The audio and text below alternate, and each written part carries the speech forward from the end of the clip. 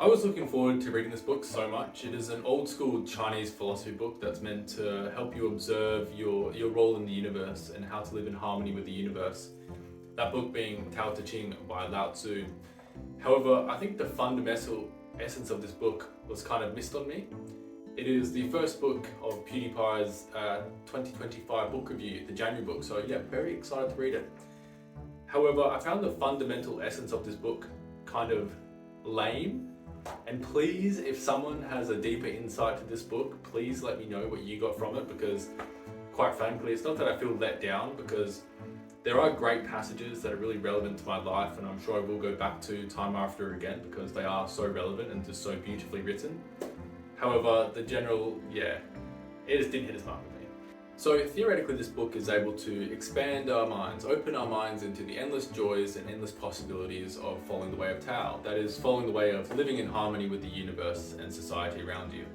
However, I don't see how this book doesn't just lead to a life of complacency if you were to follow the way of Tao in totality.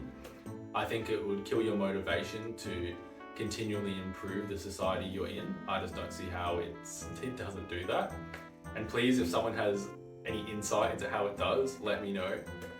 So Tao itself is, a lot of the books based around describing Tao. It is this intangible essence of life. It is the ocean that all rivers flow into. It is, given that it's intangible, you can only define it by its extremities. And within yourself, you have to build up these extremities, this bowl of Tao, so that you can contain it. And if you use any Tao, or if you exploit any of your Tao, you end up losing it. So to build up the body of Tao, the bowl of Tao, you have to follow the way of the sage, who we'll get into later, but it's basically the perfect follower of Tao. And the essence of the book is to practice, the essence of the sage is to practice non-ado, which is practicing the art of not fussing about things which don't need to be fussed about, which is a fantastic saying. It is something which I will definitely follow. However, the book seems quite limited in that there are a lot of things we need to fuss about that, might seem trivial, but fussing about them does lead to a continuous improvement in the society you live in. After defining the essence of Tao in its very flowery written way, a lot of the chapters in this book discuss the sage, who is the perfect follower of Tao. He is the one who lives in harmony with the universe. He is heavenly, he is divine.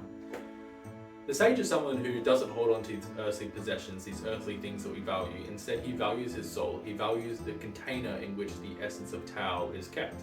And in doing so, he is complete in Tao. What the sage doesn't do is exactly why he is. He doesn't shine, therefore he shines. He doesn't show off, therefore he shines. I suppose it could be said that by following the way of Tao in its totality, it doesn't necessarily limit you from greatness.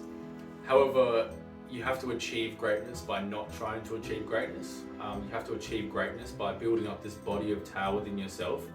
And if the river of Tao takes you to greatness, then so be it. But if not, just stuck, I guess.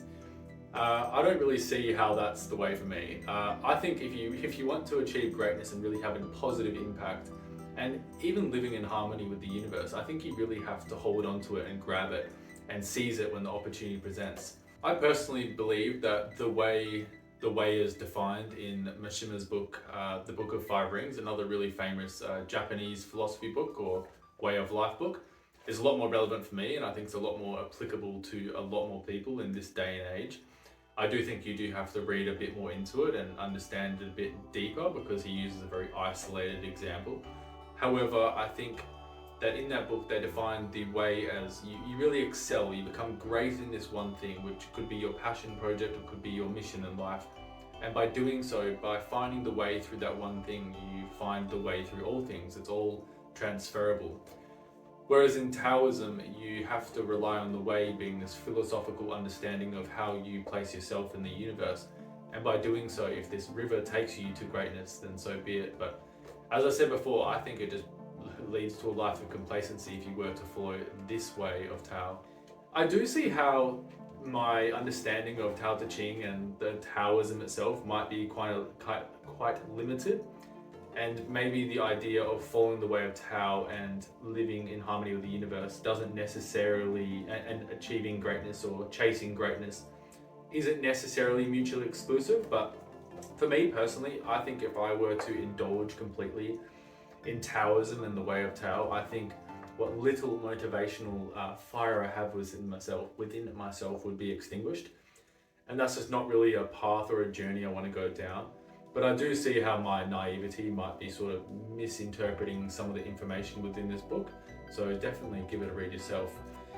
Taoism for me is going to be a way to assist me on my life's mission. I guess a grounding aspect of me discovering my way through my life's mission. As I said before, it has some really beautiful passages that I'm sure, as I said, will evolve as I'll evolve. And if I keep coming back to them, I think it'll be really beneficial for myself. But it's definitely not something I'm going to indulge in completely, which is a bit of a shame. So, next book we have The Buddha's Words. This book is a lot longer, and I haven't really done a lot of reading, so it's going to take me a bit to get through it, but nonetheless, really excited to read it. Let me know what you thought. Obviously, I will do a review of this one next month if I manage to get through it, which I hope I do. And if you are following along with PewDiePie's book review, I hope you try to get through it too.